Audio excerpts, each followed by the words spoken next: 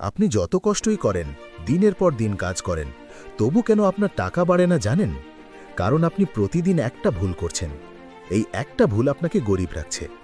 মাসের শুরুতে বেতন আসে, মাঝখানে বিল, শপিং, ইএমআই, আর মাস শেষে শূন্য। আপনি ভাবেন আরেকটু বেশি ইনকাম হলে সব ঠিক হয়ে যাবে, কিন্তু বাস্তবতা হলো ইনকাম বাড়লেও আপনি গরিবই থাকেন।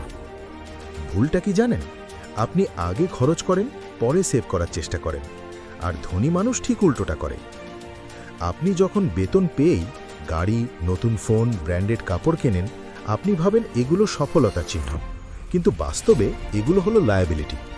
লায়াবিলিটি আপনার পকেট থেকে টাকা নেয়, অ্যাসেট আপনার পকেটে টাকা ঢোকায়। দুজন বন্ধুর কথা বলি, রহিম আর করিম। দুজনেরই বেতন 30,000। রহিম কি করল? নতুন বাইক, ইএমআই, লাইফস্টাইল আপগ্রেড।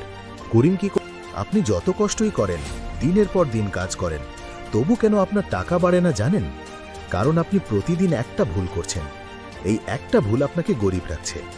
মাসের শুরুতে বেতন আসে, মাঝখানে বিল, শপিং, ইএমআই, আর মাস শেষে শূন্য। আপনি ভাবেন আরেকটু বেশি ইনকাম হলে সব ঠিক হয়ে যাবে, কিন্তু বাস্তবতা হলো ইনকাম বাড়লেও আপনি গরিবই থাকেন। ভুলটা কি জানেন? আপনি আগে খরচ করেন, পরে সেভ করার চেষ্টা করেন, আর ধনী মানুষ ঠিক উল্টোটা করে।